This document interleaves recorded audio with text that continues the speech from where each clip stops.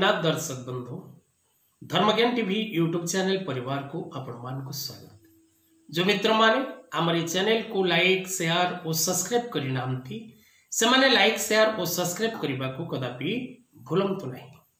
दर्शक बंधु आज रे कार्यक्रम माध्यम रे आमे आलोचना करिबा जे अकाल मृत्यु व्यक्ति अकाल मृत्यु काहेकि भोग करे, अल्प आयु काहेकि भोग करे, आकस्मिक भाव रे व्यक्तिर मृत्युवरण काहेकि हुए, दुर्घटना जनित हो बा रोग जनित हो व्यक्ति अकाल रे झड़ीबार कारण कौन, बयस हेई नथिबा पूर्वरु व्यक्ति मृत्युवरण करिबार कारण कौन, कुंडलीर केउ दोष व्यक्ति विशेष को अकाल मृत्यु बा आकस्मिक मृत्यु बा दुर्घटना जनित मृत्यु बा रोगाक्रांत अवस्था मृत्यु बा आशा नथिबा विश्वास नथिबा अवस्था व्यक्तिर मृत्यु ही थाए।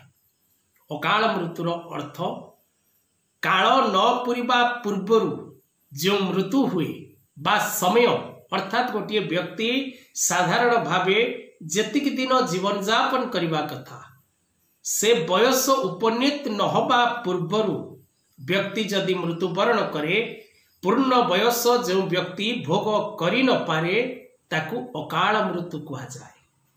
तेबे अकाल मृत्यु व्यक्ति काहेकि भोग करे, यार ज्योतिषीय कारण कौन, आपणकर जन्म कुंडली रे केउ प्रकार ग्रह जोग रहिथिले आपण अकाल मृत्यु भोग करती से विषय रे आज आमे करिबा आलोचना।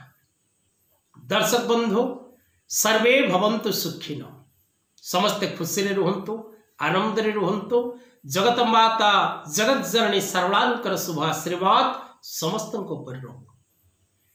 तबे दर्शक बंधु विशेष करी जन्म जातकर किछि ग्रह संजोग अशुभ प्रभाव व्यक्ति को अकाल मृत्यु भोग करने को देता है।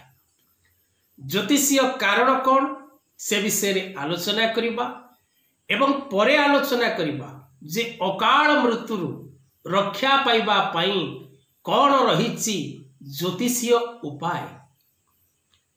जदि आपण कोनोसी जन्म कुंडली मध्यरे लग्न रे मंगल अवस्थान करिथिबे ओ मंगलंक उपरे रवि ग्रहंकर पूर्ण दृष्टि थिबो किंबा शनि ग्रहंकर मंगलंक उपरे जदि दृष्टि रही थाए तेबे व्यक्ति निश्चित भाव रे अकाल मृत्यु भोग करे।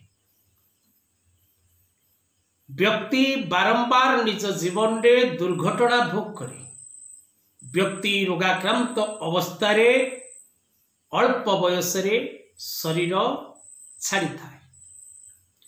यार द्वितीय कारण मध्य रहिछि जदि जन्मजातक मध्यरे राहु और केतुंक सह मंगलंकर एकत्र वास हुए तेबे सेठारे एक जोग निर्माण हुए जहाँकि अंगारक दोष नाम रे नामित।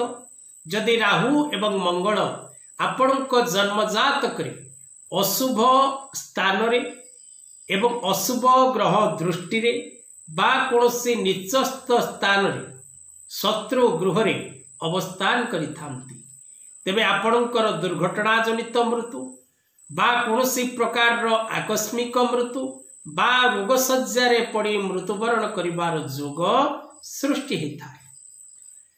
जन्म कुंडलीर षष्ठ भावर स्वामी ग्रह आपणक जन्म जातकर 6 नंबर घरर ग्रह पाप ग्रह युक्त हेले कारण षष्ठाधिप शत्रु, तेणु षष्ठाधिप ग्रह जदि पाप ग्रह युक्त होती एवं जन्मजातकर षष्ठ किंबा अष्टम होछि निधन एवं षष्ठ किंबा अष्टम स्थान रे अवस्थान करती तेबे व्यक्ति अकाल मृत्यु भोग करे।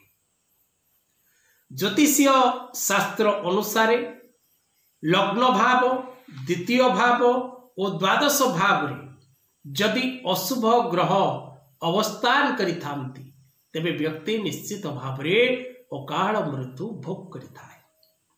तेणु अकाल मृत्युर कारण एवं ज्योतिषीय सूत्र आहुरी अनेक रही जहाँकि स्वल्प समय कार्यक्रम माध्यम रे सबु आलोचना करबा संभव नुहे।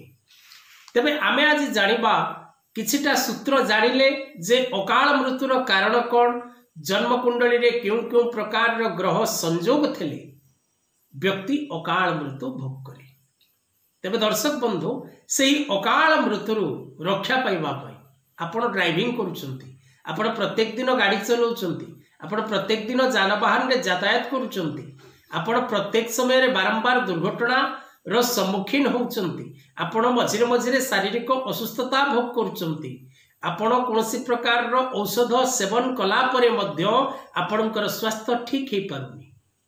ए अवस्था रे आपण कोन करिवे उपाय, क्यों उपाय प्रयोग करबा द्वारा आपण अकाल मृत्यु विजय लाभ करि परिबे। कारण सेवा कार्पण्य भक्ति बळे किबा असाध्य मोहित है।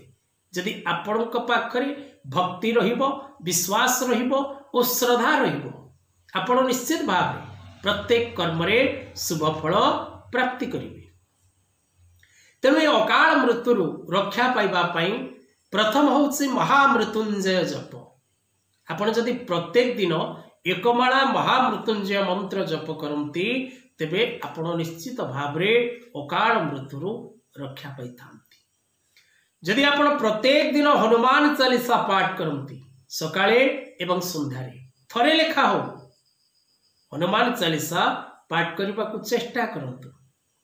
जदि आपण को पाखरे समय नाही मंत्र जप करबा को बा मंत्र आपण सठिक निर्भुल भाव रे जप करि परिबे नाही बा पाठ करि परिबे नाही, तेबे आपण त्रिशक्ति त्रिदेव रक्षा यंत्र कवच निज नाम गोत्र रे निर्माण करी धारण करंतु।